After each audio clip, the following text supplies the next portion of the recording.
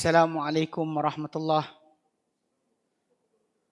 Bismillahirrahmanirrahim. Alhamdulillahi rabbil alamin. Nahmaduhu wa nasta'inuhu wa nastaghfiruh. Wa na'udzu billahi min shururi anfusina wa min sayyiati a'malina. Man yahdihillahu fala mudilla lah wa man yudlilhu fala hadiya lah.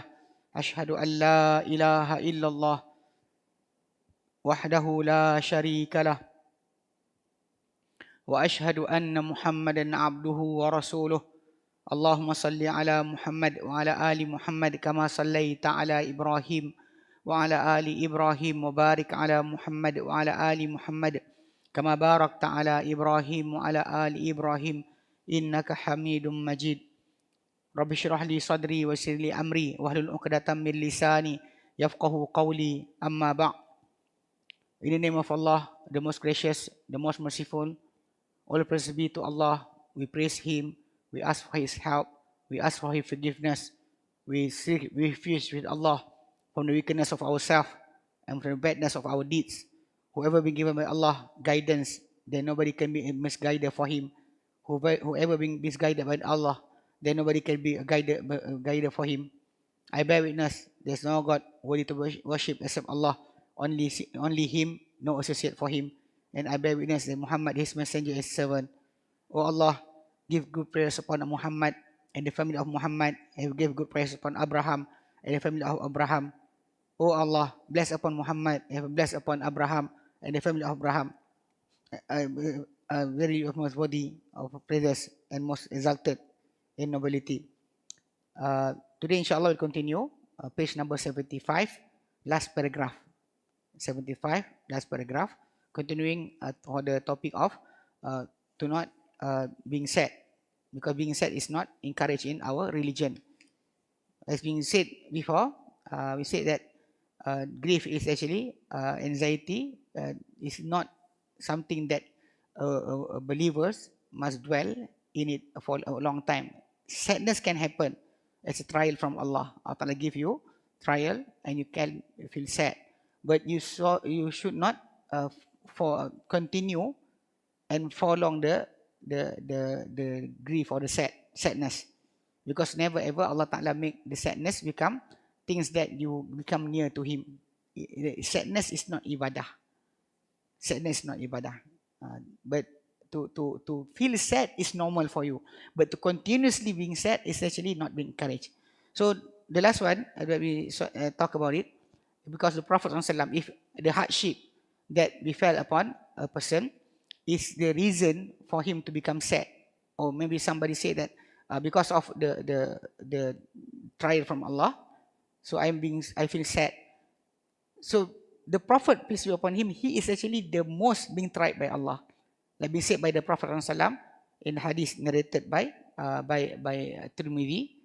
The Prophet said, "Ashadun nasi bala'an al-anbiya," the most worst human being being tested by Allah, being tried by Allah, is the prophets, all the prophets.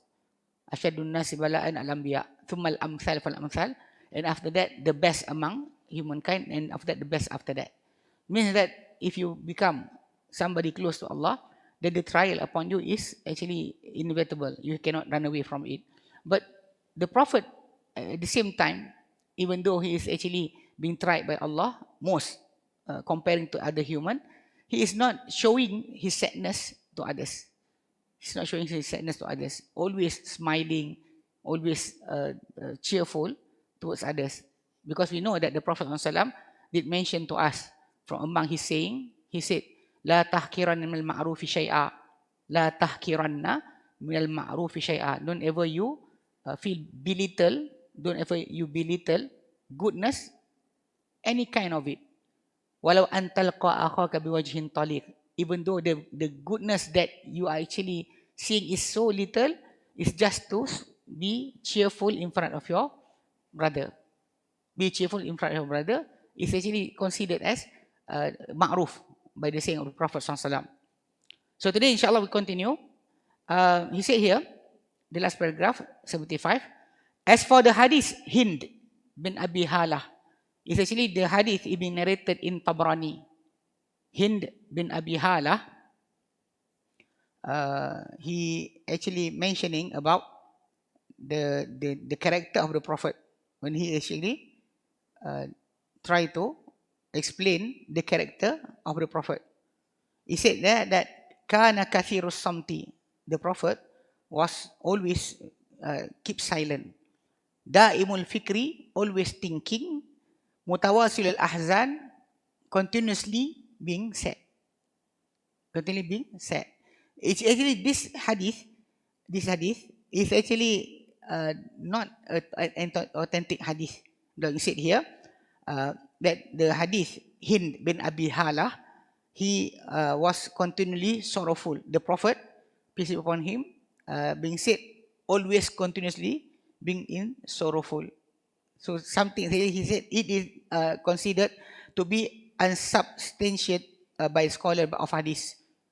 This hadith is actually not authentic, known. Even the in Madarijus Salikin, Ibn Qayyim Al-Jawziyah said, innahu hadithun la yathbutu wa fi isnadihi man la yu'rafu.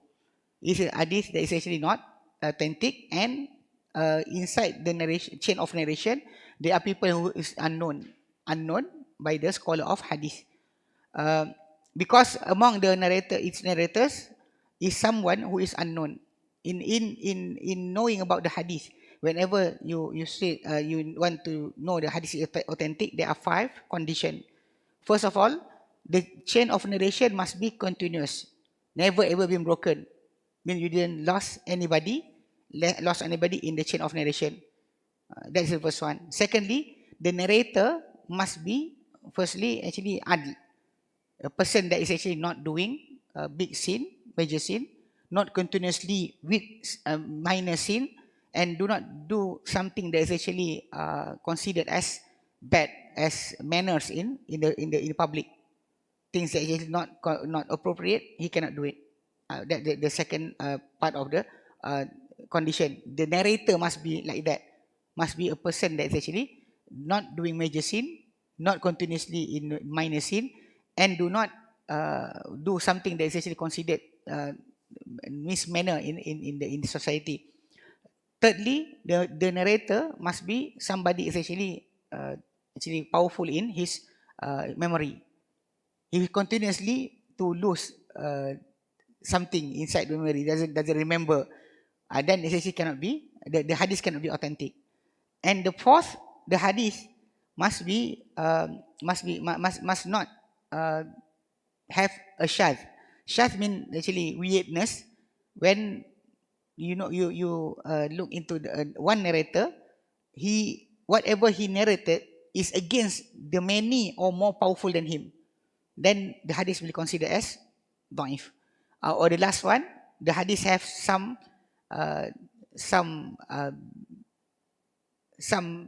that actually is not right, but the thing is not unknown to common people. Sometimes like actually the person is there. This is a good person in memory and his manners. This also, but the problem is they never met. Sometimes this thing is actually unknown to people. Their years of living is maybe actually intellect to each other, but the problem is this person never ever went out of his city.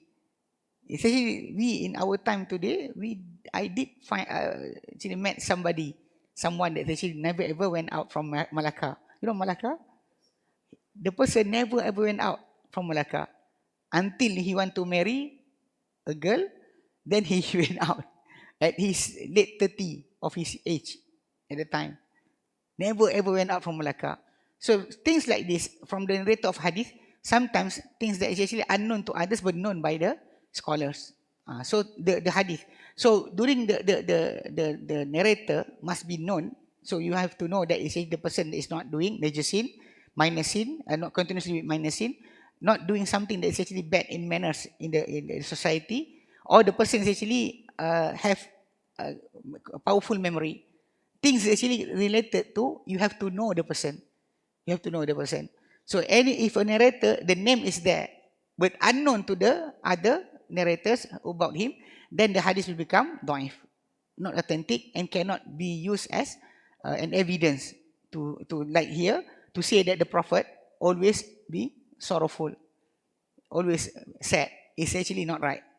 He said here, not only is the hadith weak because of its chain of narrators, but it's also weak because it's contrary to how the Prophet ﷺ really was. Because we can really find the life of the Prophet being narrated to us. He's sleeping, he's eating, he's going to bath, everything is being narrated. But never ever you found that the Prophet ﷺ is like being said there, always being sorrowful, to be always being sad. It's not from the not from the nature of the Prophet. Whatever, like we always recite about that. How could he have been continually in grief when Allah had informed him that he was forgiven for everything, guaranteed his entry into paradise? Means that everything that is being done by the Prophet, like being said by Aisha anha when she saw the Prophet wake up at the night, continuously praying until his feet become swollen. The feet of the Prophet ﷺ, his leg becomes swollen because standing for a long time. So when Aisha anha said to her to him, she said, "Qad ghafarallahu laka ma taqaddama min dhanbika wa ma ta'akhkhar." Allah already forgiven your sin, whether it's actually the past sin or the latest sin. Then why are you doing this? So the Prophet said, "Afala akunu abdan shakura?" Can I be a grateful servant? I want to be a grateful servant towards Allah. So it means that about the Prophet doesn't have any sin is known.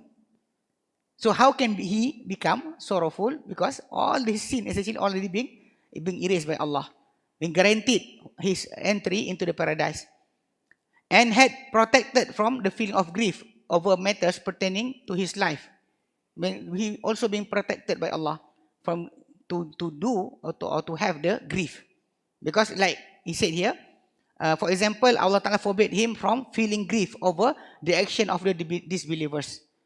Allah Ta'ala said, "Wala tahzan alayhim." Don't be sad upon them. Walau taku fi dhaikim mimma yamkurun. Don't you feel narrowed to the situation that whatever they conspire upon you. So because the non-believers always conspired upon the Prophet to say bad about him, to always do trick upon him. So Allah Ta'ala said to him, "Wala tahzan alayhim." And even if they are not following you, don't you be sad. Don't you be sad. So Allah Ta'ala stopped him from being sad. About what? About the disbeliever not following him. So how can he become sorrowful? Because he is actually just a messenger. Allah Ta'ala don't burden him with the responsibility of the acceptance. You know, sometimes we, as the da'i, or people who calling towards Allah, sometimes even people who are actually taking care of the mosque, normally, they feel so sad when people is not coming to the mosque. They're thinking about how to make people coming to the mosque. What do we have to do? They try to call some of the scholars or so the preachers who can make jokes. People will come in thousands. But after that, nobody come to the mosque anymore. So they actually trying so hard. So some of them is actually feeling sad and continuously in anxiety about how to make the people come to the mosque. Or we, like in Al-Khadim, when we want to try to call people into following Sunnah, and people is not following Sunnah, we have that feeling. But the problem is, Allah Ta'ala doesn't burden us in the acceptance. We are actually being burdened about the spread of the da'wah, just to convey the message. But the acceptance of people is belong to Allah. When you realize that, you will not be feeling grief, you will not be angry, because you know that the person is not following you, not because of the method that you are doing, not because lack of information. It's really about the acceptance that Allah Ta'ala doesn't open his heart. Because if ever we have known that the Prophet, peace be upon him, he is the best person in manners. Nobody is good manner like the Prophet, peace be upon him. But when he is actually calling people towards Islam, even he and all the prophets is actually being fought against by their people. Their people actually fought them. rejecting them, not following them. So the grief is there. But the Prophet Allah Ta'ala told them, Innama alaikal balak. Upon you is just conveying the message, not upon the acceptance. The acceptance belong to Allah. This is what Allah Ta'ala said in the Quran. Allah Ta'ala said to the Prophet, Innaka la tahdi man ahbabta. You are not giving guidance. You are not guiding whoever you love. Walakin Allah yahdi man yasha. But Allah is actually the one who guiding whoever He want. Because guidance, like we said before, in Islam, is two type of guidance. One guidance is called as tawfiq. Tawfiq. One guidance is called irshad. Irshad. The guidance of irshad is held by all the preachers, the teacher, the prophets, the messengers of Allah. They can tell people about how to go, how to arrive to the safety. They can tell people, but cannot force them. That is the guidance of irshad. The guidance of irshad. And the guidance of tawfiq is Allah's guidance into the heart of the people, making them follow the right path.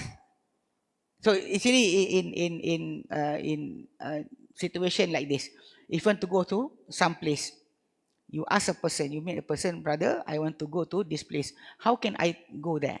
How can I arrive there quickly? So the person said, you go straight, and after the T junction, you go right. And the first left, you turn into the first left. He guide you by words, by description. You actually, after that, just have to obey whatever he told you. This is irshad. This is what the teacher, our sheikh, and everybody is actually holding. The mother and the father, friend, your relatives, your guru, and everybody is holding this one, the irshad. But the tawfiq is another part. The tawfiq is actually the guidance from Allah. It's like you ask somebody, brother, I want to go to that place. How can I arrive there? The person took his car and said to him, come, I send you. Until at the door at the place that you want to go. That's differences. This one is by Allah. Allah means this one is actually just convey the message, but you cannot turn them. The problem is you have to bagi microphone. Actually, my listening is actually not quite good.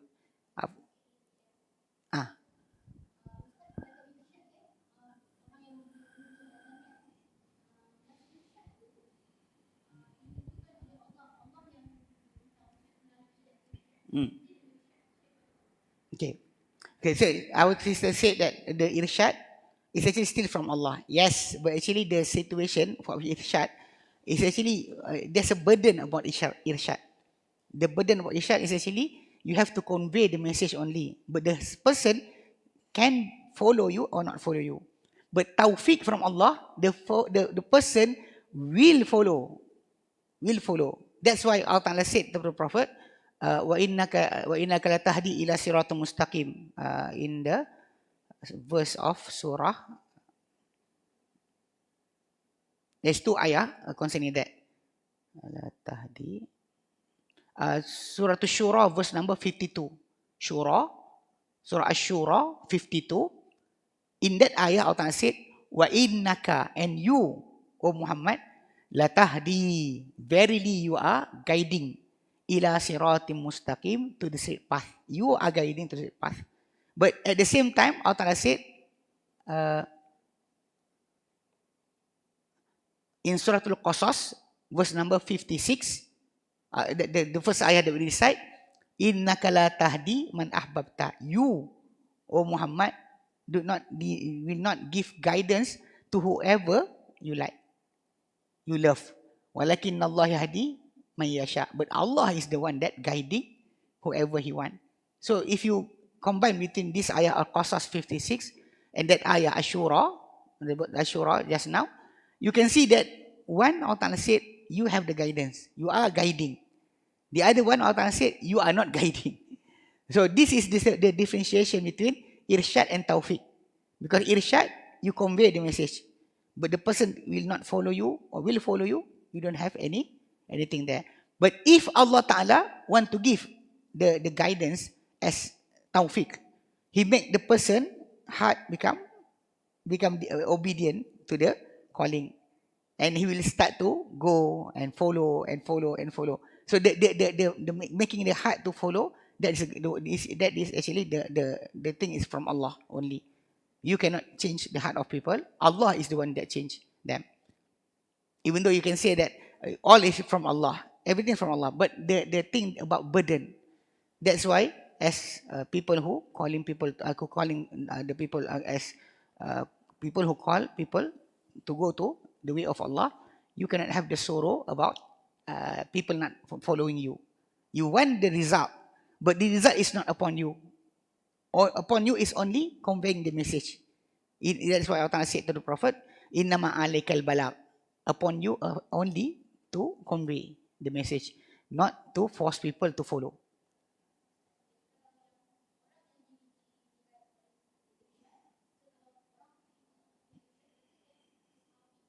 Also, yes, tawfiq also from Allah. If he doesn't want to accept, then also you don't have to be sad. That's what Allah said to the Prophet. Don't be sad. Fala tahzan alayhim. Don't be sad upon them. Whatever happened to them, don't you be sad. Because that is actually things that Allah have made. They will not follow. They will not follow. Because they don't have the tawfiq. You actually conveying the message, you are doing the irshad. You are doing the irshad, but for them to follow, that is from Allah, not from you. So when you understand that concept, you will not be sad. You will not be sad because why this person doesn't want to follow me? What did I did wrong? Because sometimes we like to blame. You know, actually we can, which is some people after something, some program, they will have the postmortem, and start to blame. You didn't do this, you didn't do that. Actually, the thing happened already. Even though you can take lesson from that, but you cannot say that you didn't achieve because of this. Because you didn't achieve, say because Allah Ta'ala doesn't want it to happen. That is the thing. So that you will not be sad or have anger to others. Even that's why the Prophet ﷺ, when he said, when Anas bin Malik, one of his servant, not servant, but his mother, Sulaim, have promised to Allah, if the Prophet came to Medina, he want to make his son, Anas, to become the caretaker of the Prophet. Anas was small, around 3 or 4 or 5 years old at that time. So he's actually helping the Prophet to do this and to do that, to buy something and everything. So sometimes the Prophet told him to do something, and because he's small boy, small child, he went to play and didn't came back. Even until the Prophet find him playing with other children. And the Prophet grabbed him. So he laughed. But he said to us something that is concerning about the feeling we have. The Prophet said, Anas said, I become the servant of the Prophet for 10 years. Never ever he said to me, for something that I didn't do, why didn't you do it? And never ever he said to me, something that I did, why did you do it? Never ever big question. Because when you understand about the qadar of Allah, you can make your anger or your sorrow or your displeased about something to become lesser when you understand about qadar. If you don't understand about qadar, then you start to argue. Why? Why didn't you do it? Because the thing happened. Even if you bash the person with your words after that, nothing will change. Nothing will change. Thing happened. What past is past. Like we said, how to move on. How to move on. It's not about not having the sadness, but not to prolong the sadness. Not to prolong the feeling, displeased, the sorrow, the anger. Not to prolong. To have anger is actually normal things to do. Like the Imam Shafi'i rahimahullah, he said, whoever been done to him something to make him angry, and they didn't become angry, he's a donkey.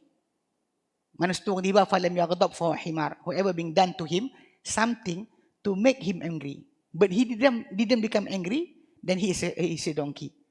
Because among the animal kingdom, if you can see that any animal you try to hurt it, the animal will fight you back. Try to go to the cat. You try to do something to hurt. It will claw you. directly. Chicken, you do something. The only animal that will just stay put when you do something, you hit it and doesn't say anything is donkey. Donkey, when you hit it, it will say, you do the sound, and doesn't fight you back. That's the normal nature of the donkey. That's why Imam Shafi'i said, whoever being done to him something to make him angry, but he didn't become angry, then he is a donkey. To have the anger is actually you cannot run from it. But how to channel the anger? Like this one, we talking about the sorrow, the sadness, the grief. You cannot run away because your life is continuously being tried by Allah. Something will happen. You lost your watch. You lost your family members died. Everything you cannot run away from it. But the problem is how for you not to prolong it, because the Prophet have the sadness that Allah Ta'ala told him about the non-believers. They don't believe. Just let them. Don't worry about them. Don't worry about them. Because you already done your task. Your task is complete. You don't have to be to have the sorrow upon them. Wala tahzan alayhim. Allah Ta'ala continuously saying that to the Prophet, peace be upon him. Because he said here, how could he have felt grief when all the time his heart was filled with the remembrance of Allah? And then is actually second thing that Allah Ta'ala said in the Quran, ala bidhikrillahi tatma'innal qulub. Don't with the remembrance of Allah, remembering Allah, the heart will become calm. Become calm. So how can the Prophet, like being said in the non-authentic hadith, always sorrowful? How can? Because he is actually always in the state of remembering Allah. How can he be like that? And when he was at peace with Allah, Allah Ta'ala promised him everything that being done to him, Allah Ta'ala will surely grant him reward. And Allah Ta'ala will help him upon his enemy. Allah Ta'ala always promised him the promise. So why should he become sad?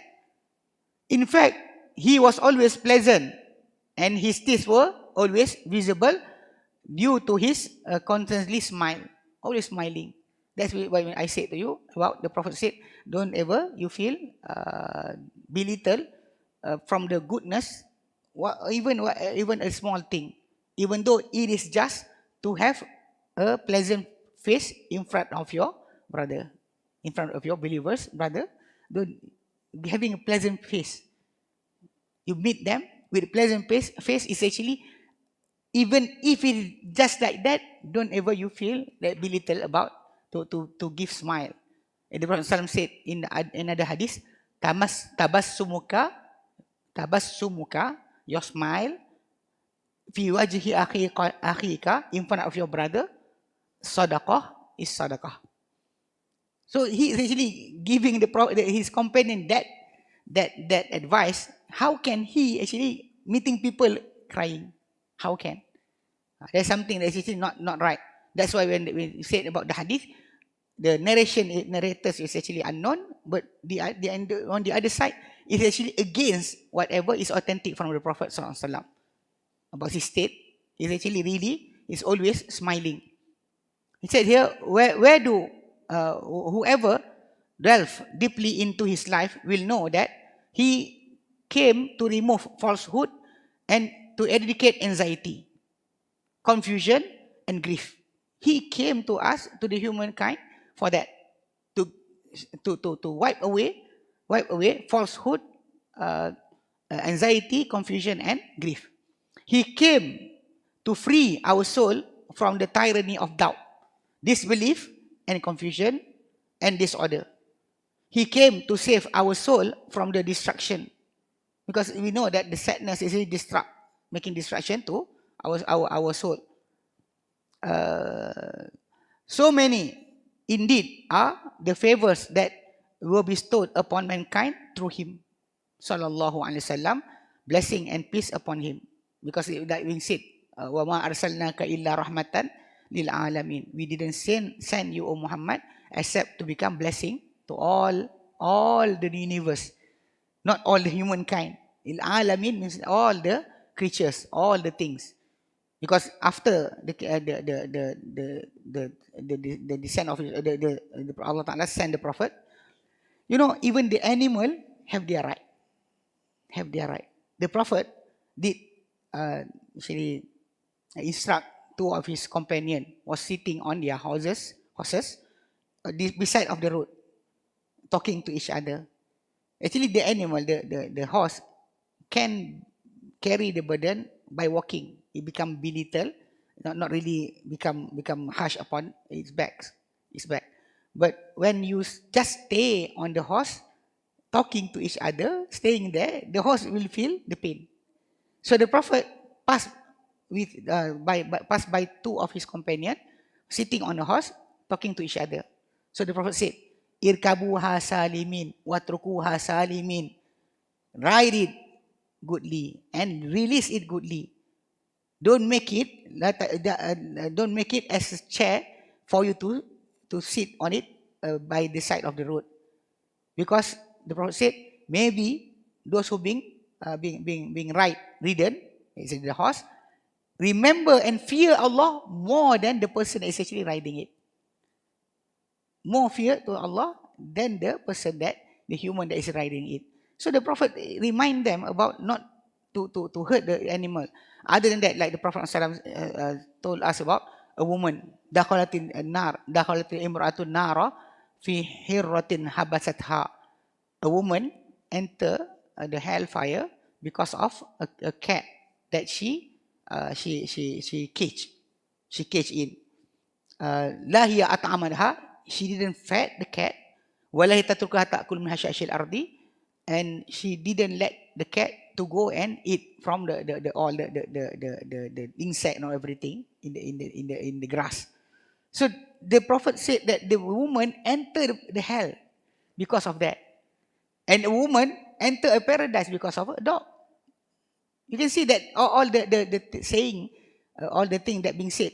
Even Umar bin Khattab anhu, when he became the caliph, he became a caliph. At night, one night, he was patrolling around Medina.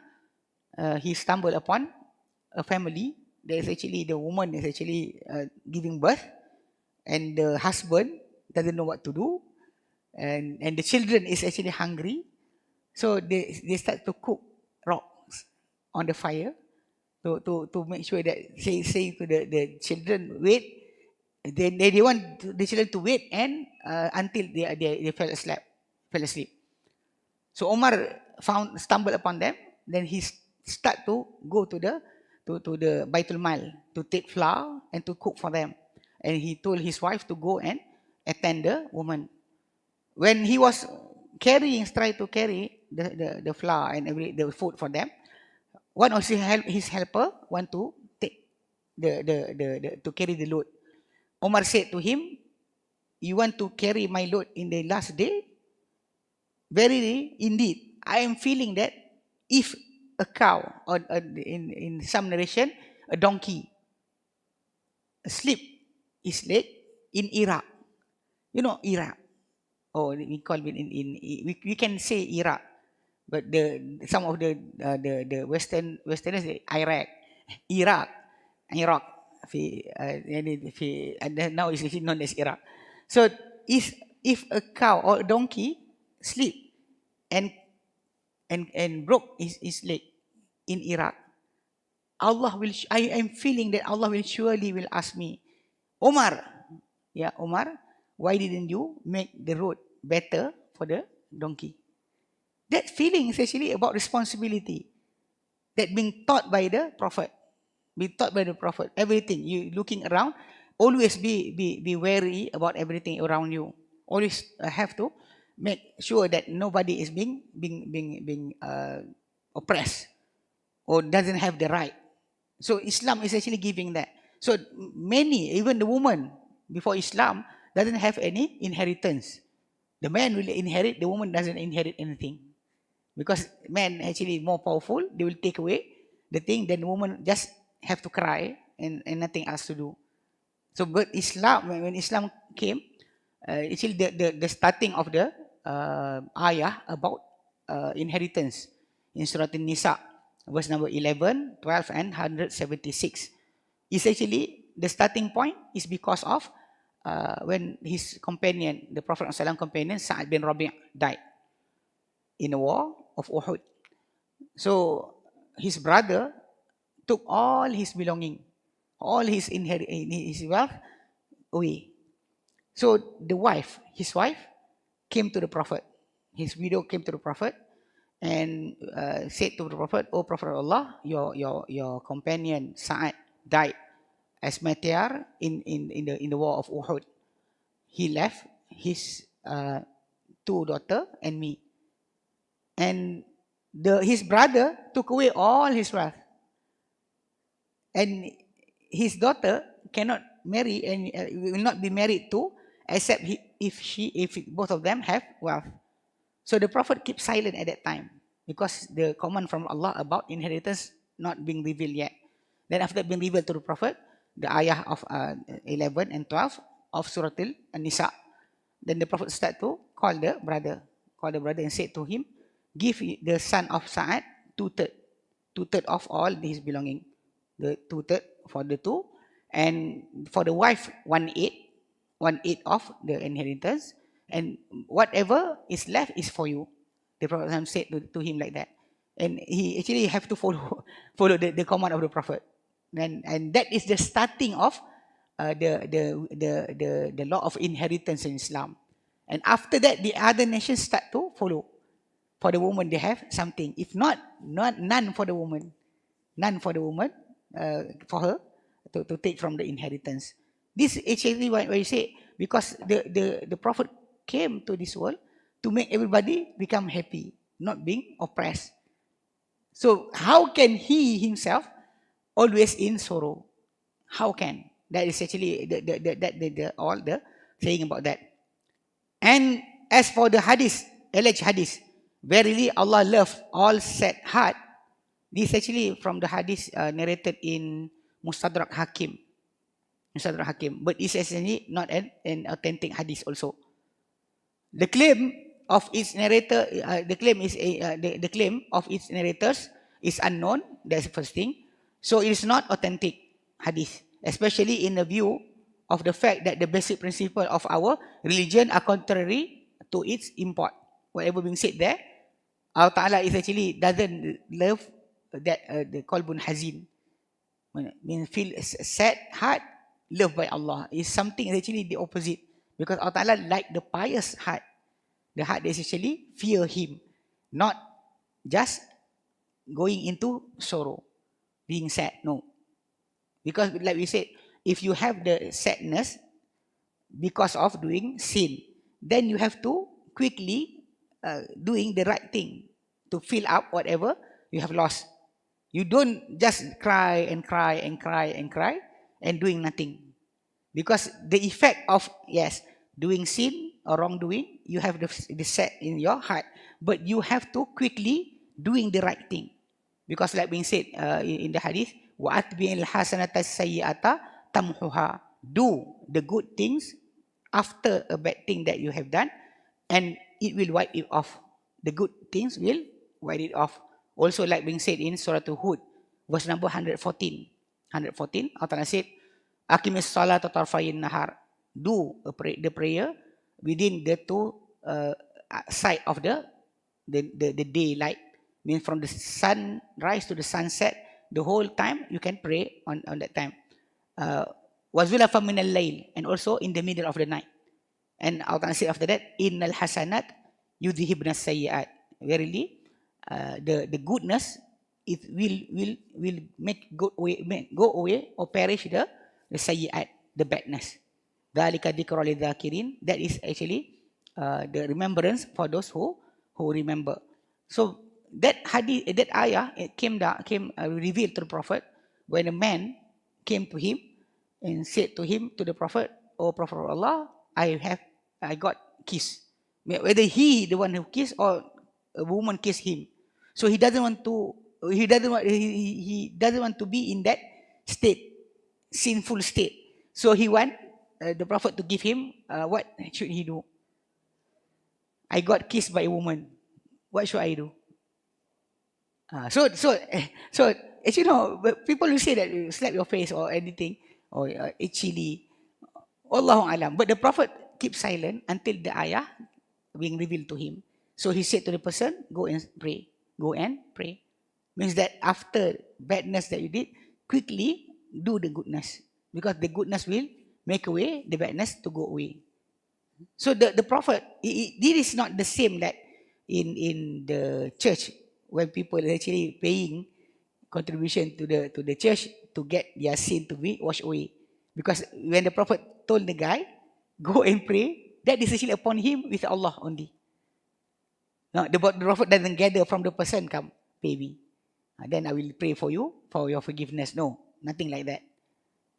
That's actually the Italian mob. Actually, always doing something like that. Go to the church, the father, the padre will say, put something there, I will pray for your forgiveness. The Prophet didn't do that. He told the person to go and pray. Go and pray.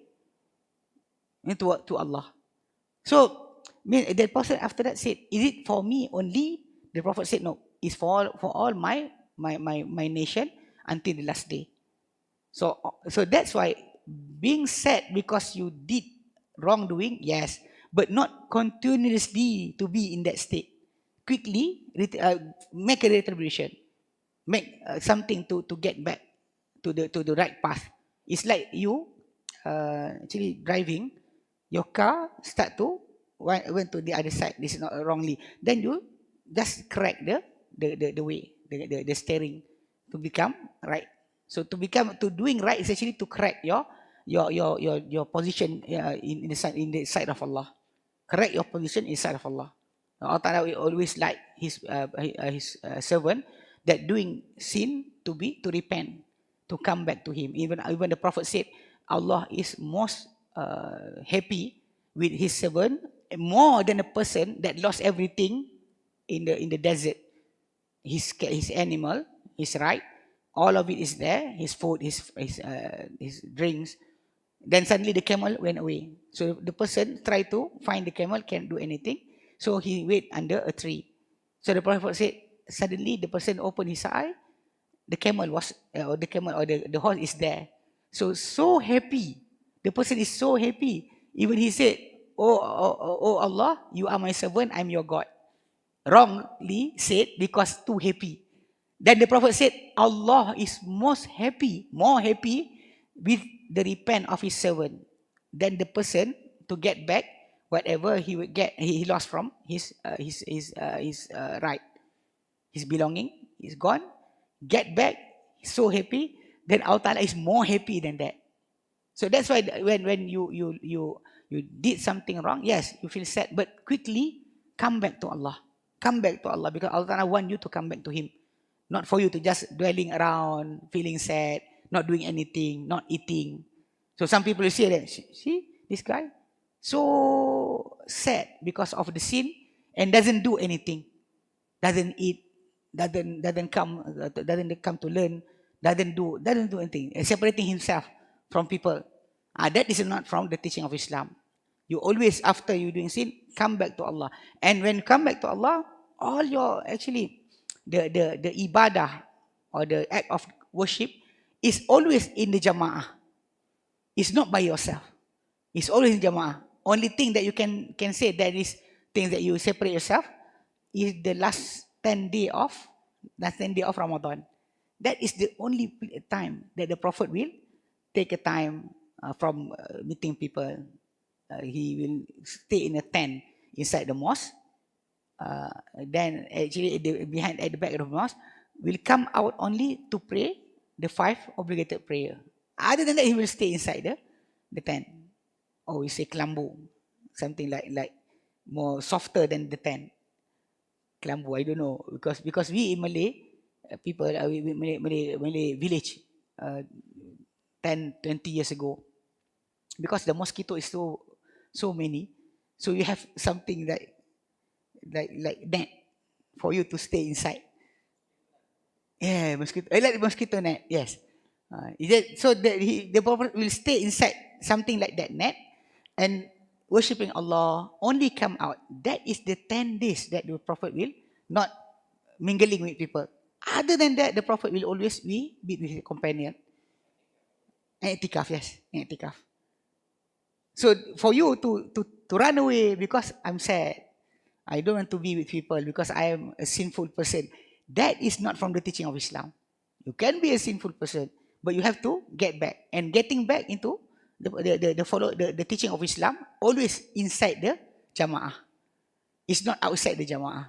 You don't be a good person by yourself, but you be a good person with your friend, with your families, with others, not by yourself. That's why when I say, because being by yourself, shaitan will come to you. Being said by the Prophet SAW, the Prophet said, shaitan with two is actually further than a person is actually by himself.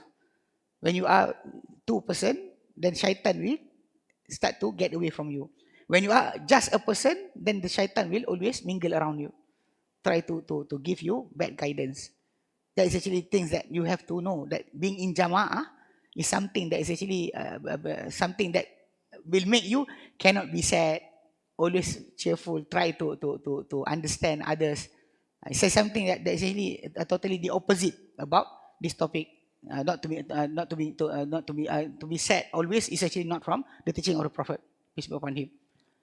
He said here, so the hadith is actually not authentic, especially in the view of the fact that the basic principle of our religion are contrary of its import. Even if we suppose the hadith is authentic, because this hadith is actually in Mustadrak Hakim, but the narrators actually, many of them is unknown. And being narrated, this hadith being narrated not from the Prophet, from Ali bin Hussein in the book of Shia. Actually, in the book of Shia, it being narrated by Ali bin Hussein, said that the Allah love all sad hearts. Actually, that is from there. Even if we suppose the hadith it to be authentic, then its meaning would be the sadness of one of hardship of life imposed on the worshipper as a form of trial. Means that the person that always being tried by Allah, so the sadness came to him, came to the heart, but he will always start to go to back to Allah. And second day, another hardship came to him, so the sadness came, then he continuously go back to Allah. That is the cycle. Doesn't mean that the heart to be always sad. Means that the heart always being tried by Allah. So the sadness is continuously happen, but the person will not do something that is actually like grieving and to show that he is actually not happy. No, that is the opposite, because the Prophet show us the opposite of that. So because the Prophet heart is actually the most lovable by Allah. Nobody's heart is actually better than the heart of the Prophet. But the Prophet didn't show us that become a grief person, a sorrowful person, is actually the way that Allah Ta'ala love. Said that's the thing. Okay, and if the worshipper, if tested by this trial, and if he perseveres through patience, then Allah loves him. Allah loves him because he patient, go into through the trial with love, with seeking seeking the favor of Allah. So Allah Ta'ala will love him. He doesn't whine. When Allah test him, doesn't whine. Whining doesn't solve anything. Nagging also doesn't solve anything. But actually, when you say about nagging, then women will start to oppose you, because they said that some researchers said nagging for women is a must, because if they don't nag, don't you say belete, then some ulcer will happen to her. Being said, but not true. Being said by many. Right? When the wife is actually talking so much, what is that to you? So people say that actually when you think about that, whining and nagging never solve anything. Whining, you say, why Allah Ta'ala make something to me? Will not solve anything. Also nagging. Whining and nagging never solve anything. Because you know that in real relationship, you have to have a good talk between you and your partner. Rather than nagging. Nagging will not solve anything. Okay. So he said here, then the trial is there. So Allah Ta'ala will love the person because the trial, the person passed the trial by Allah with good virtues. As for those who have praised melancholy and also have lauded its many virtues while claiming that's our religion encourages, means that to have sorrowful life, to always being sad. So some people is actually doing that, telling people don't be happy, always be sad. It's good for you, good for your heart. You become the saint of Allah and everything. So he said here, they are actually very mistaken. They are mistaken. In fact, every text from the revelation that touch upon sadness forbid it and orders it to its opposite. Every verse in the Quran, every teaching of the Prophet from his saying, always telling you not to be sad. Not to be sad. Be accepting what Allah Ta'ala tests you with, but not to be sad. Because Allah Ta'ala is always will give you one after another test. The test will always going on. You actually not supposed to continue with your sorrow. You can have the feeling, but don't continue with it. Because Allah Ta'ala, like we said in the Surah Al-Hadid, we mentioned it last class, number 22, 23. Allah Ta'ala said, Ma asaba min musibatin fil ardi wala fi anfusikum. Never will befall any calamity, any disaster upon the earth, not upon your body. Not upon your body. Means that no landslide, no flood, no typhoon, nothing will not happen to the earth, nor to your body. Sickness and everything, sadness, illa fi kitab, except it was written in the book by Allah, in the sight of Allah, min qabli an nabraha, before we make it to happen. Before we make it to happen, it's already been written.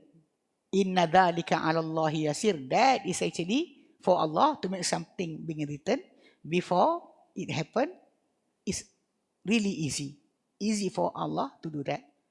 And Allah Ta'ala telling us that this is actually happening in our life. Why? Likai la ta'saw ala ma fatakum. So that you will not be sad for whatever passed you. You know, when you think about this, oh, if only I did this. If only I did this, I will not be like this.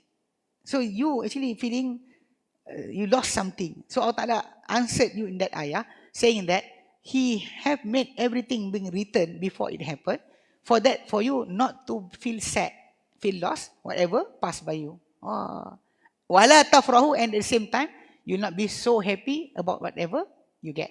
Because everything you get also from Allah. The goodness from Allah, the badness also from Allah. Inna Allaha, very Allah, la yuhibbu kulla mukhtalin fakhur, doesn't like those who boasting up, showing off to others, proud upon others. It's the same. That is a person, if a person gets something, if he lost something, the sorrow, the sadness is there. So Allah doesn't like this, the person who get to become proud and to show off. Allah also doesn't like people who lost something to continuously to be sad. You have to say, Inna lillahi wa inna ilaihi raji'un. We belong to Allah, and to Allah we will all come back. And you say, Allah ma'jurni fi musibati. Oh Allah, give me reward upon my disaster, my calamity. Wa khulif li khairan minha, and give me an exchange with what I lost. What is better than it? Give me better than it. That's the saying that Allah Ta'ala or the Prophet told us to pray. Means that always when you lost something, you have the opportunity to get a better one. You lost something, a better one is actually is waiting for you. Just say the words. Say the supplication, then inshallah the thing will change for you. Okay. He said here,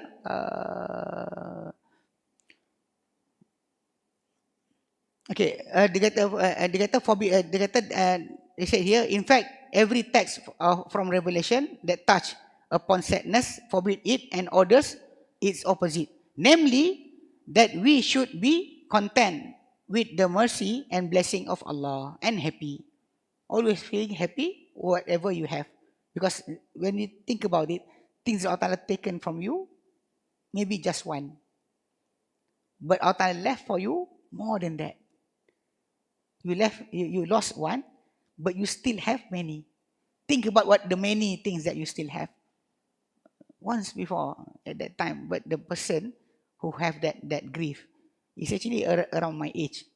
It's not really that old, maybe 33, 34 years old at that time. So the parent asked me to give a little advice for the son who lost, not the lost, the engagement being put off, means that we do not continue. So he is really sad. Doesn't want to bath, doesn't want to eat, stay in the room. A guy, not a woman, a guy. So I said to him when I met him, I said to him that really, yes, I know, to lose your fiancée, you didn't get the opportunity to marry her, is something that you feeling sad about. But I said to him, just think about what you still have. Your father and your mother is still there. Because some people, Allah take their parent right away. Like we listen about the children that their parent died during the accident in Duke Highway. Both of the parents. So the children being left out without any guardian. And also during the COVID-19 happens things like that, and other cases. So sometimes when you think about what you still have, is actually better for you to think. You have to be pleased. Even your eyes is actually, your one single eye is more precious than your fiancé. You will say, oh, you love the woman, you can give anything. But really, you think about it, your eyes is actually more precious. Your smell, you say to have to smell something, to have the smell, the opportunity, the capability to smell is actually something also from blessing of Allah. Your taste bud on your tongue to feel salty or every bitter and everything sweet. If you don't have that thing in your tongue, to lose your fiancé and to lose that, seriously, if you think about it, what you lost is actually just one. But Allah still intact with you many things. So I don't know what happened after that, but I think that the boy did marry and happily after that. But at the beginning of the thing, many of us cannot think that Allah Ta'ala is most knowing. Allah Ta'ala is most knowing. When He didn't give you something, He is most knowing, most wise, and more lovable towards you than your mother. He more care for you than your mother. Then he will not giving you something, not because of He doesn't like you. He want to punish you. So think about whatever you still have. Don't think about what you lost. That's the way for you to cover, to make sure that you don't feel the grief continuously. To have the sadness, we cannot avoid. But to continuously feeling that is wrong. Then he said here,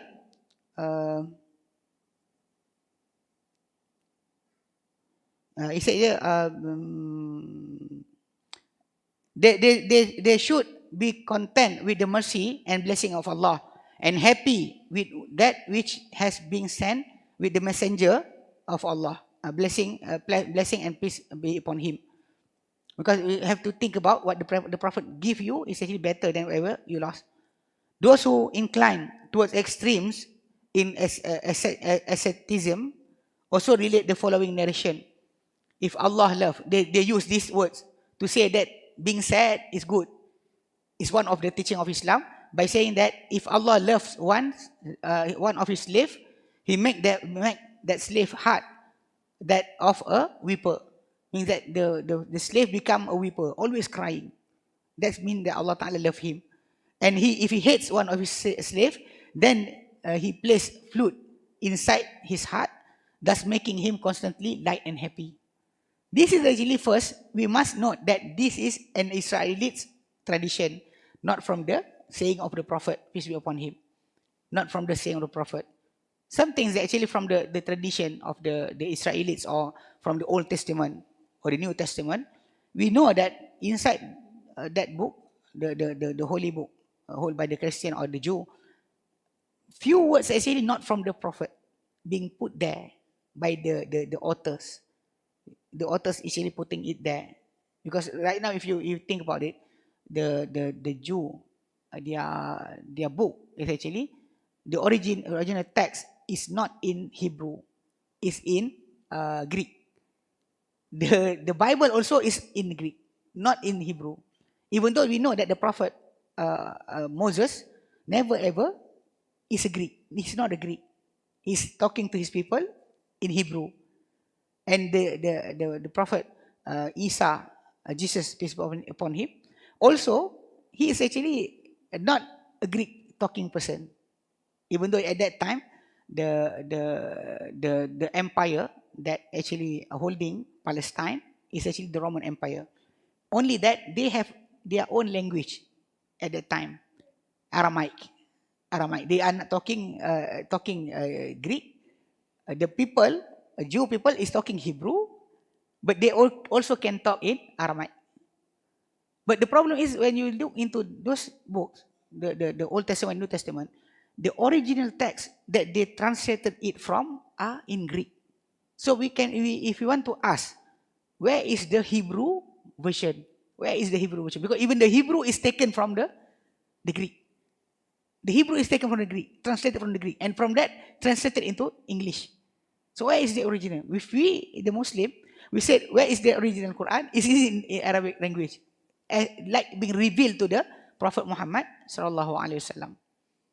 So by that we know that something must be happening when the author is writing there. Something is not from the talking, the teaching of Moses, not from the saying of Jesus, is in there. Is in there. So like this also, the saying that if Allah loves one of his slave, he make the slave heart of that weeper, means weeping, always weeping. And if he hates one of his slave, then he place the flute in his heart, thus making him constantly light and happy. Always happy. So sometimes some people say, always happy. This is not a person that Allah Ta'ala loves. Don't say anything like that. First, we must note that this is the from Israeli tradition, which is claimed to be found in the Torah. Nevertheless, if you say something like that, it doesn't have a correct meaning, since truly the believers feel grief due to his sin. Yes, the believers will always feel grief toward the sin that he did. And the evildoers is playful and frivolous. The evildoer will always like to do everything and doesn't care. The believers will always careful about that. Everything he said, he will take care really about whatever being uttered by his mouth. Being told to us from the story of our scholar today, in this day, Sheikh Abdul Razak Abdul Muslim Al-Badr. Sheikh Abdul Razak Muslim Al-Badr. So he actually, one day, he was keeping the attendance of the student inside his class. So one of the student, the name is something Siyam. Siyam means fasting. So the student absent at that day. So when he said, this guy doesn't came, Soma wa nama faqoba, means that he fasting, then he sleep, then he doesn't come to class. After that, he suddenly remember that it's wrong for him to say something like that, to making fun of the absent student. He said, Astaghfirullah. And when the student came to the class, he continuously asking for forgiveness from the student. The student said, it's okay. I don't care, Sheikh. It's okay. But the Sheikh is actually continuously, I'm sorry to say something like that. Even the student is not there at that time. He tried to ask. So, to careful about your action, yes, that is a believer's attitude. To doesn't care whatever you utter, to doesn't care whatever you do, that is actually, yes, the evildoers. You understand that. That is the thing. Even the Prophet ﷺ said, Huffatil nar al-jannati bil makarih. The paradise is being veiled by everything is disliked. People dislike. about thing, that is the thing that Allah Ta'ala put in front of the paradise. Wa huffatin nar bisyahawat, and the hell being veiled with every desire that you want is put there. Means that something fun is here, something you don't like is in front of the paradise. Something you like, you always like to do, is in front there. So means that some of it is actually have that correct meaning. But he said here, so if the heart of the faithful grief, then it's only due to the opportunities lost in terms of righteous deeds. If really the good person, the good heart, the Allah love, feeling grief is because the loss of opportunity to do good deeds, and because of sin committed. Yes, we understand that. And this contrary to the sadness of the evildoers, who grief is caused by losing out of physical pleasure or worldly benefit. Because the evildoer will always grieve upon whatever being lost from this world. The believers will always grieve because of the loss of doing better thing or good thing, or because of sin. The contrary, the evildoers will always be sad when they lost something. Oh, I lost my Bitcoin. Oh, I lost my everything, my wealth. Always because of worldly matter benefit. Their yearning and anxiety and sadness are always for these ends and for nothing else. In this verse, Allah Ta'ala said, say of his prophet Israel or Yaqub alayhi salam, Allah Ta'ala test him in the beginning of with loss of his son Yusuf alayhi salam, being thrown by his brothers inside a well and being sold in Egypt. So the test is being tested by Allah upon Israel or Jacob. He's called as Israel. So inside the Quran, when you listen, you hear Ya Bani Israel, or children of Israel, or children of Yaqub. So when Allah tests him with the lie of his sons, all his sons lying to him, saying that Joseph being eaten by the wolf. The blood is there, but there's no thorning inside on the cloth. This is the certain thing. So even actually about the wolf attacking human, there are some researchers said that it cannot happen. The wolf will not attack human. In the story is there, Little Red Riding Hood and everything. There's a story about wolf is actually attacking people. But from the real evidence, there's no such thing. Even that person, I read about it. He want to give reward. Whoever can give me an example, wolf is attacking human being, I will pay him. But nobody came out and say, because all is actually hearsay. Nothing there. Because some of the animals, they have that weird things. They can attack a bull, a bigger animal, but in front of human being, they will not attack. Like the hyena. The hyena in the Africa, they will not attack any human taller than certain height. I think you did you watch the movie The God Must Be Crazy? Number two. Actually, I don't want to but in that story, the person said to the son, to his daughter, you cannot go with me. So he put his bow on his side. If you have reached this high, then it's okay, because the hyena will attack you if you lower than this. So it happened, the daughter follow his father and lost. When his loss suddenly happened, he was standing in front of a hyena. So he remembered his father's advice. So he took a plank of wood and put it on top of his head. So the hyena suddenly stopped from attacking. Want to attack, but what to do? But the person is actually taller than certain height. So some of the animal is like that. Only that the boy, the girl, when a truck ran onto him, the plank broken, the hyena start to chase chase her again. So that's the story. So means that the wolf to attack a human being is like that.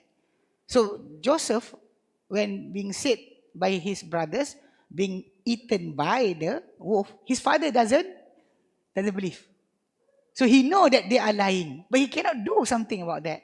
So he's actually being said there that he lost his sight because of the sorrow, and he was suppressing his anger towards the brother. That is from the Surah to Yusuf, verse number 84.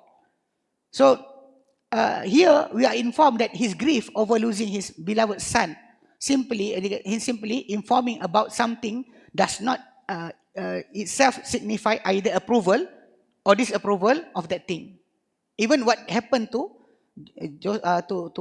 Jacob's eye or Israel's eyes is actually for him to have meeting back his son, because the way Allah Ta'ala make him to see again is by the cloth of Joseph being thrown to his face.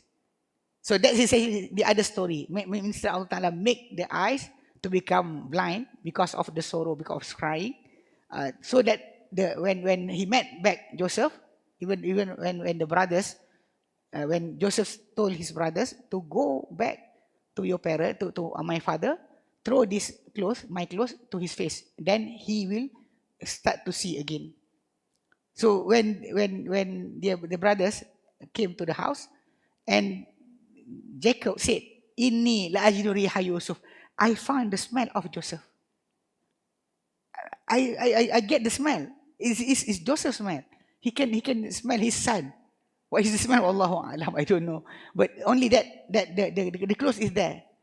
So the story about Jacob losing his sight is not really about for us to follow the grief, but just to understand that Allah Ta'ala is giving that happening for the second thing to happen. For that, Joseph will send his clothes to make his father's eye came back, and that time all his brother cannot deny anymore. They said, "Oh yeah, but istaghfir lana, ask forgiveness for Allah, from Allah for us." At that time they admit. Before that, they always try to run away. Every time the father says something, they said, "No. Oh, you are actually old age. You don't think correctly." Every time he said anything, the brother. And at the last time, when the cloth is thrown to his face and his eyesight came again, at that time the brothers admit they are wrong. So that's the way Allah Ta'ala want to the thing to be revealed. It's not for us to follow the grief. It's like whatever happened to Adam in the paradise when he ate from the tree, forbidden tree in the paradise. It's not for us to do the wrongdoing also, but it's for us to learn and the lesson that the things that's actually inside the paradise. The only thing Allah Ta'ala forbade him is just one tree. All other tree is actually being given to him for him to eat from it. Everything except this one. If you look into this world, it's the same. All the things that actually forbade by Allah is so little. By the thing that Allah Ta'ala give you permission to do is so abundant. So abundant for the type of drinks you want to drink. So abundant, many flavors. But still, people still going to the wrong one. That's the thing for us to learn. Even the second part from the story of Adam is actually about the repentance, to repent to Allah. Because Adam, alayhi salam, peace be upon him, when he do the wrongdoing, he quickly repent to Allah. And he doesn't blame Allah for his wrongdoing. But the Iblis or the shaitan, he actually told Allah, because you misguided me, I will misguide them. Means that he blamed Allah for whatever happened to him. Adam did wrongdoing, Iblis did wrongdoing. But Adam repent, Iblis proudly doesn't want to repent. That is actually the difference you have to know. So the same way you have to learn from the story of Jacob. Don't you get the story about we can be sorrowful. See, the Prophet himself being sorrowful. No, Allah is telling you about the story. Doesn't say for you to follow the grief that happened to the Prophet. The fact that we have been ordered to seek refuge from sadness. Allah Ta'ala told us to seek refuge from hammi wal hazan. Allahumma inni a'udzubika minal hammi wal hazan. It's actually from the among supplication taught to us by the Prophet. Minal hammi from anxiety, wal hazan from the sadness. It's actually as it is heavy cloud that hangs above the victim, its victim, and it is a barrier that prevent one from advancing to higher aims. So just one paragraph. I think actually better for us to stay here.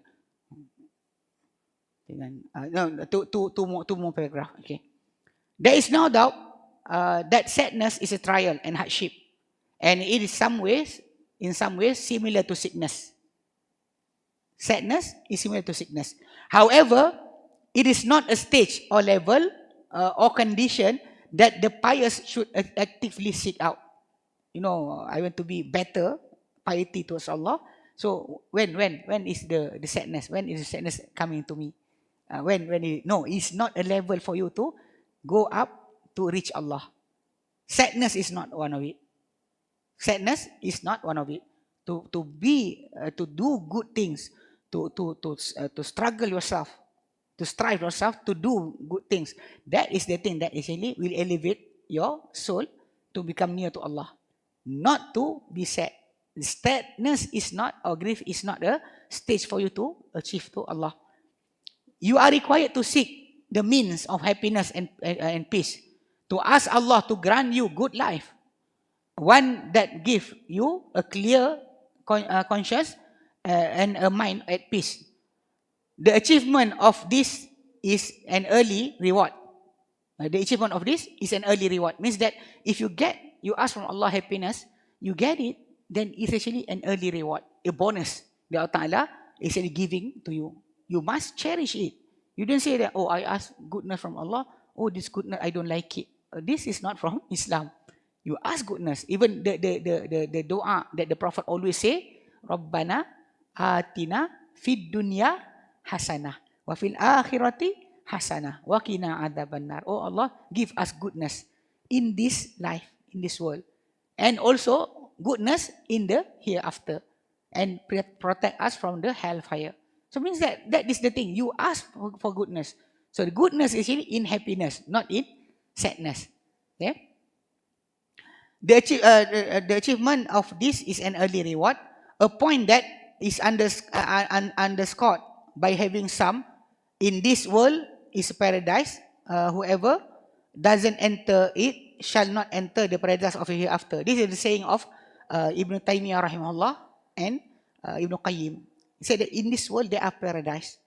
Whoever doesn't enter this paradise will not enter the hereafter paradise.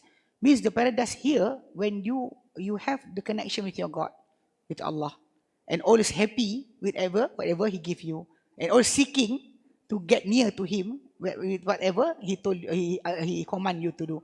That is the happiness, because the biggest happiness for a person is to have a goal in his life, and believers essentially those are having goals. They know to go where to go. You know, people that actually doesn't know where to go, they actually become actually in grief and sadness and stress. You know, when you say about this, in the statistic about suicide in this world is actually they put it the statistic upon the countries, upon religions. In the religions part, the less suicidal rate is actually among the Muslim, even lesser than the country that is less the lowest suicidal rate, and the biggest one is on the atheists, those who doesn't believe in God. They are the highest rate suicidal rate in this world. So actually, I read about that, and some of the free thinkers saying that yes, that is happening. The believers doesn't kill themselves because the punishment being promised to them. You know, being promised to them if they kill themselves, they will be in the hellfire for eternity. So that's why they didn't kill themselves. So are we saying that those who kill themselves from among the atheists are doing the right thing? Because when belief inside your belief means that Allah Ta'ala told you to believe something and you believe, stopping you from doing wrong thing is good.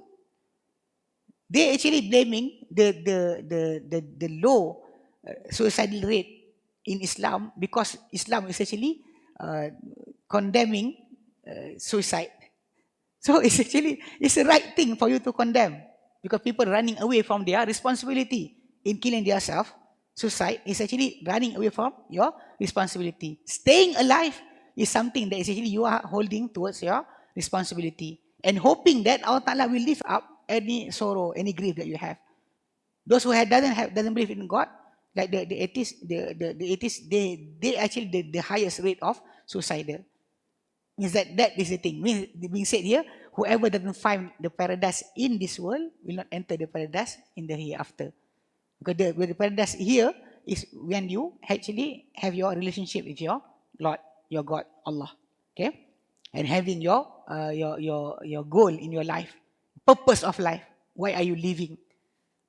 Why are you living in this world? That is actually things that will make you continuously doing good to others and also having you to be happy whenever you achieve whatever Allah Ta'ala told you to do. You are actually feel content in your soul. He said here, last paragraph. Okay. And we ask Allah to open our heart to the light of faith, to guide our heart to His straight path, and to save us from the miserable and wretched life. May Allah Ta'ala give us that. Amin. Okay, we stop here, insyaAllah. In the next topic, if Sheikh is going to teach you, essentially the topic would be take a moment to reflect. Take a moment to reflect. That is actually from the topic about don't be sad. Then insyaAllah the conclusion will be said here. Okay, Alhamdulillah. Any question? Any question online? I will read there, insyaAllah.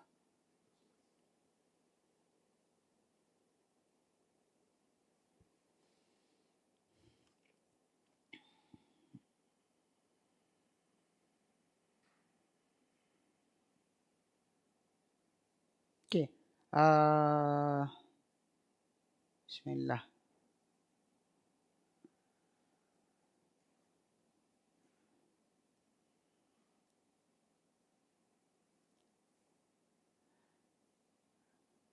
Ustaz, you mentioned that separating ourselves is not from religion. What about the concept of uzlah? That is actually the thing being said about uzlah. From the saying of the Prophet is only when everything is chaos, everything is not following the guidance from Allah.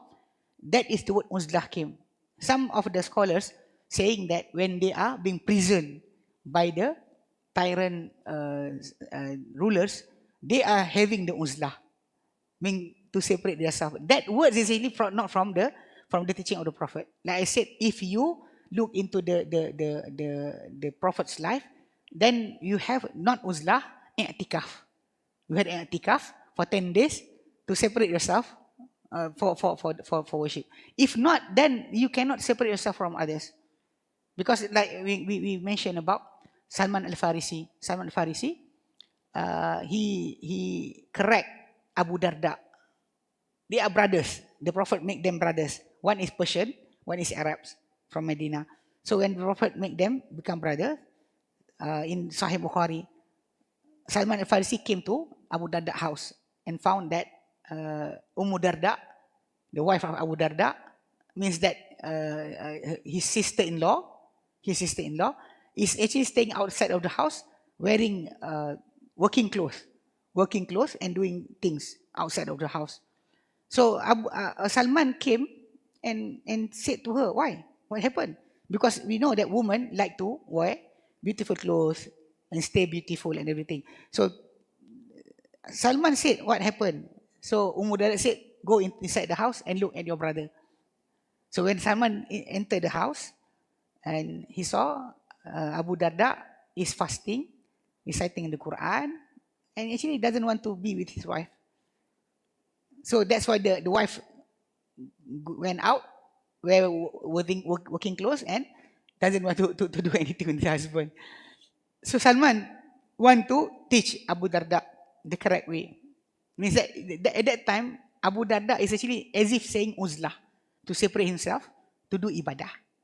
So when when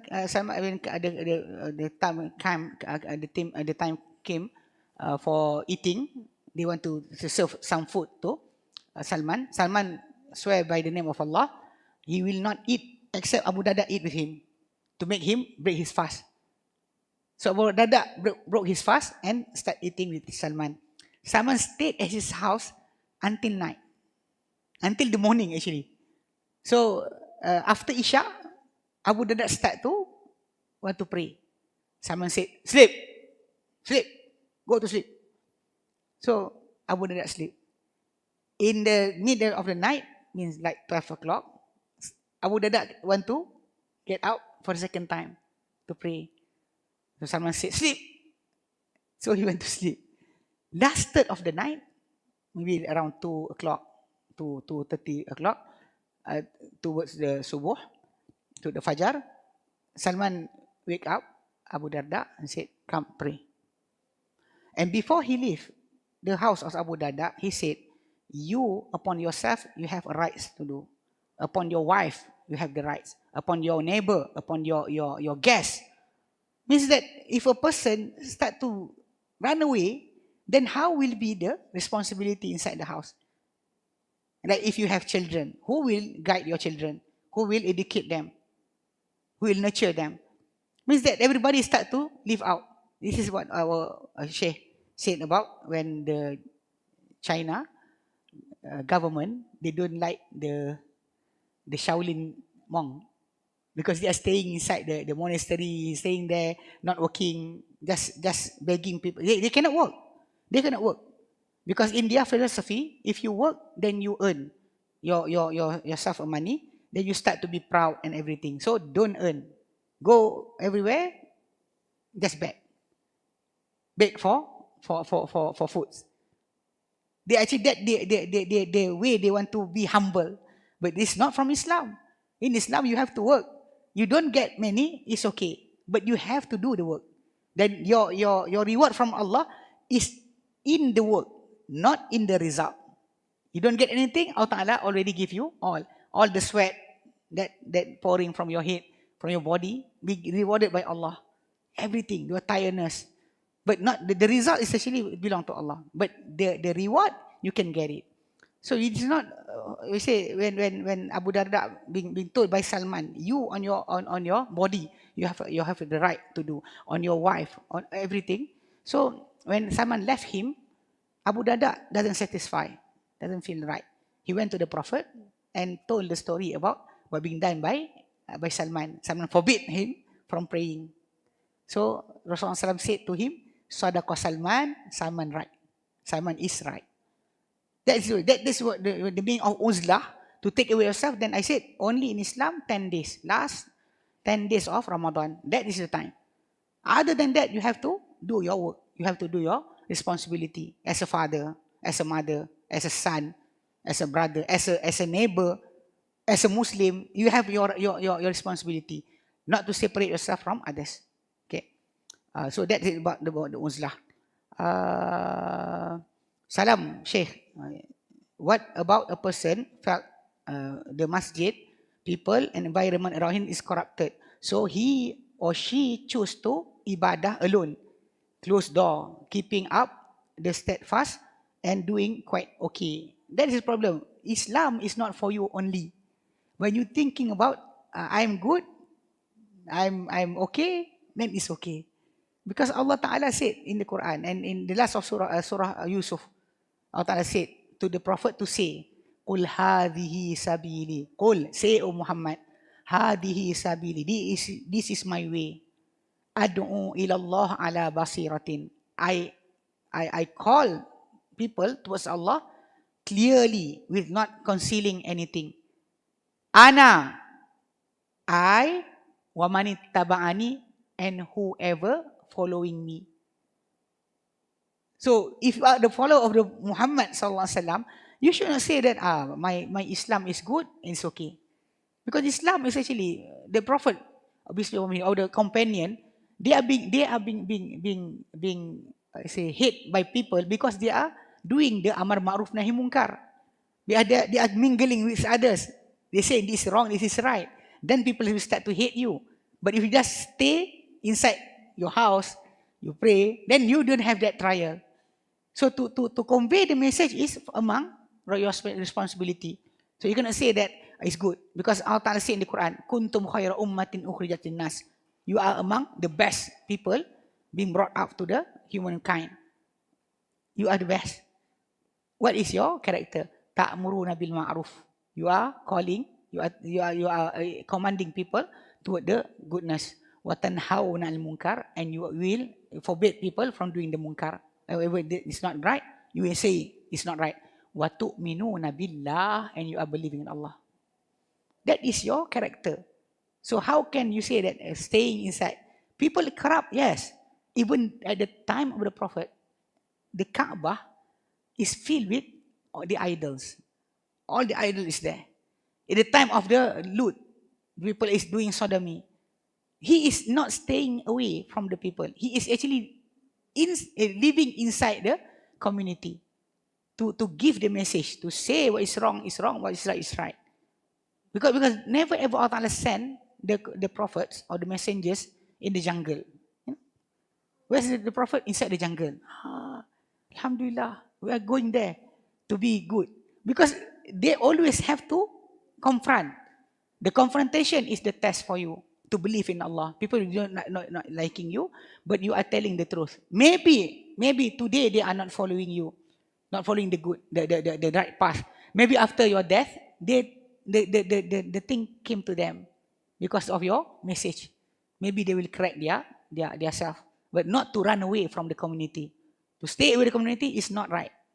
Just because they are, say, they corrupted, they are doing bid'ah, and you don't want to mingle with them, it's not wrong. It's not right. If you are not going with them, so how will they be corrected? How those people know whatever they did is actually wrong? If you are actually moving away, because the Islam, I say, is a religion that say you have to convey the message to each other, not just to stay.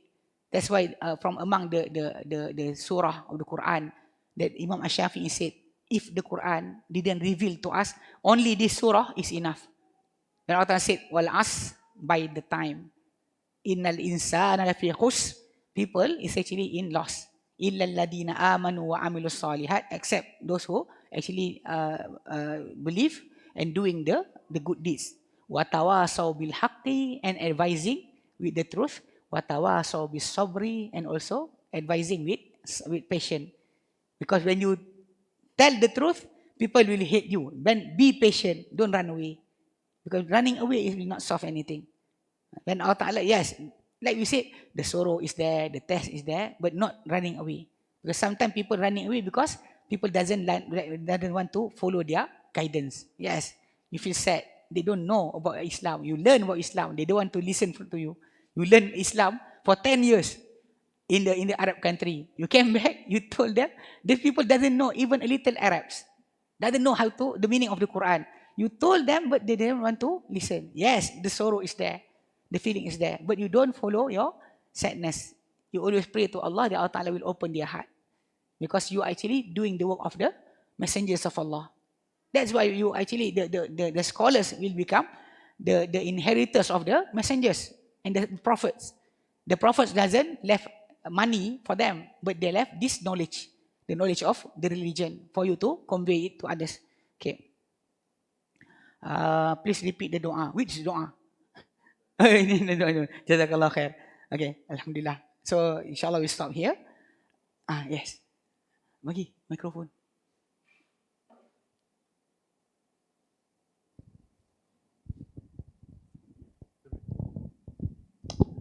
Assalamualaikum. Assalamualaikum. Ustaz, I want to ask something about my personal.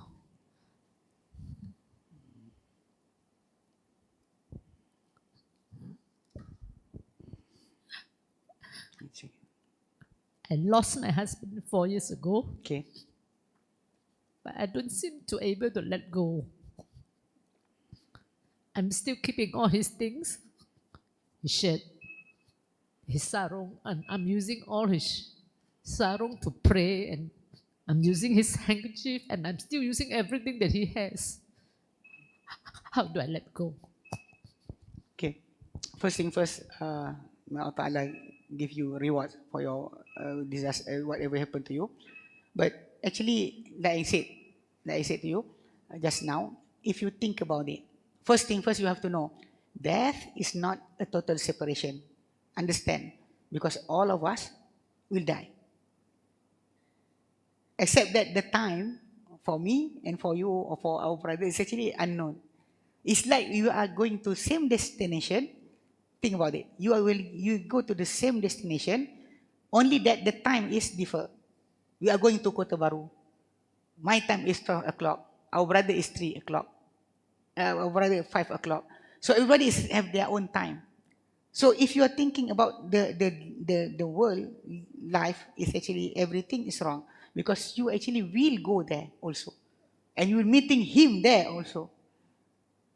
So it's just temporary. This world is just for you to stay for 60, 80, 80 years. The Prophet ﷺ did say about umru ummati baina sitin wa sab'in. The age of my nation, my people, is around 60 to 70. So things happen. Then about the second part is actually about woman. When the husband died, the woman can still go on many years, because women can take care of themselves. But the opposite, if a man, his wife died, he cannot have, except he married another wife, then his life actually will not be prolonged, because the men cannot manage their own self. Alhamdulillah, that's being said.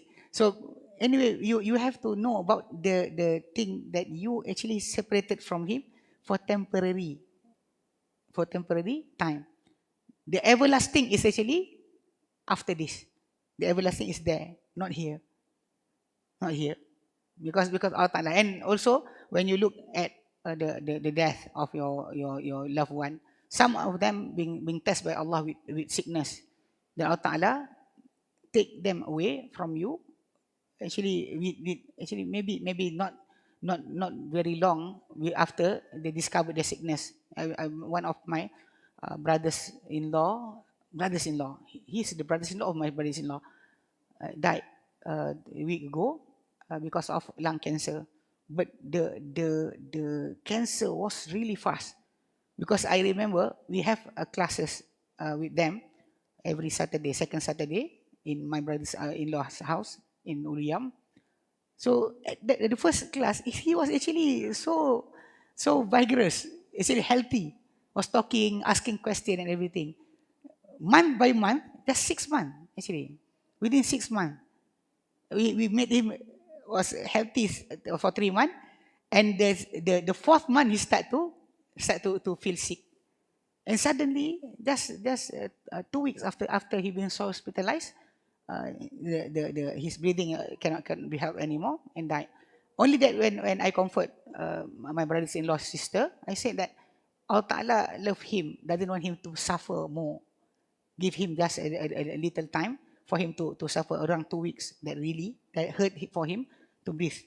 So Allah Ta'ala is actually more all-knowing. He loved more. He loved his servant more than the servant loved by his mother. A person being loved by the mother, but Allah Ta'ala is most loving.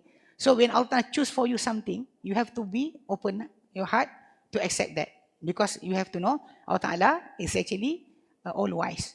He know what good to you, for him and for others. And also he all knowing, know everything what happened. And also he most loving. Nobody love you or your husband or your loved one more than Allah Ta'ala love them. So when he take him away or make something happen to you to lose them, it's actually not for you to feel sad. Actually for you to understand that Allah Ta'ala want to give you reward upon that. So just actually to move on, is actually to keep some things is okay. it's okay. For you to have something, some of the clothes of the late husband is okay. But to have the grief and to feel sad is wrong. You know that Allah Ta'ala will always substitute you with better one, a better life. Okay? InsyaAllah. What?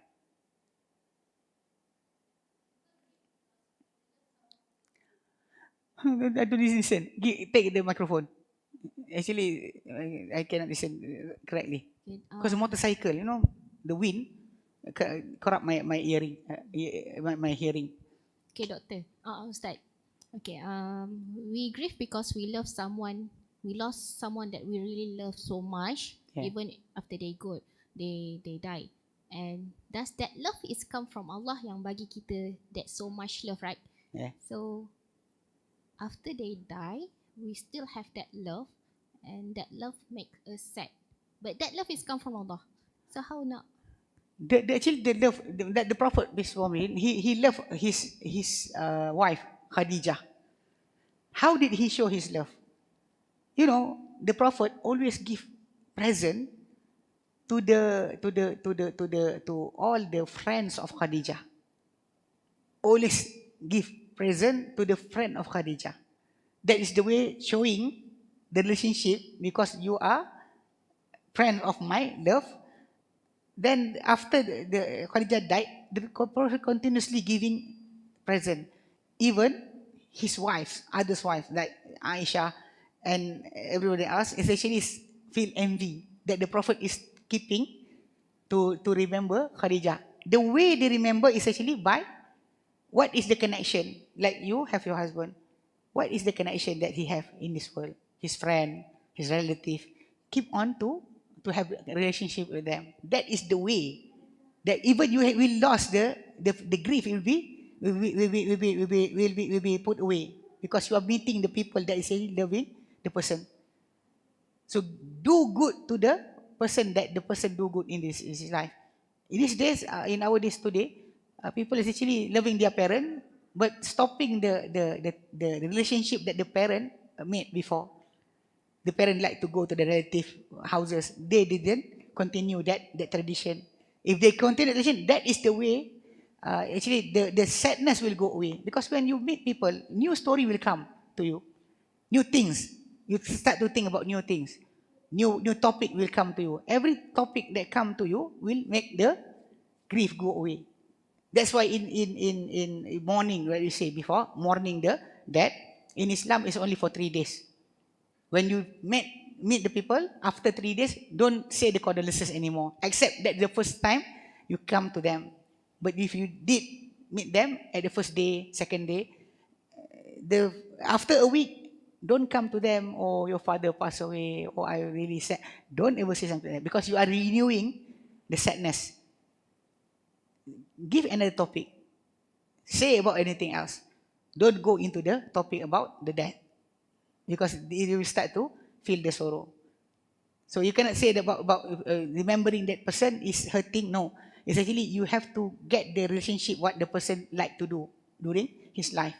What the person like to do, then you continue. That is the way you reward. Like we love the Prophet, not just crying because remembering the Prophet, but doing the work that the Prophet do. What the Prophet did, what the Prophet want us to do. Then that is actually the type of showing love to the Prophet. It's the same. Okay? Alhamdulillah, we stop here. InsyaAllah, we continue. Maybe Syekh will continue insyaAllah next week. Wallahu a'lam. Wa sallallahu ala Muhammadin wa sallam. Alhamdulillahi rabbil alamin. Subhanakallahumma bihamdika. Asyhadu an la ilaha illa anta. Astaghfiruka wa atubu ilaik. Assalamualaikum warahmatullahi wabarakatuh.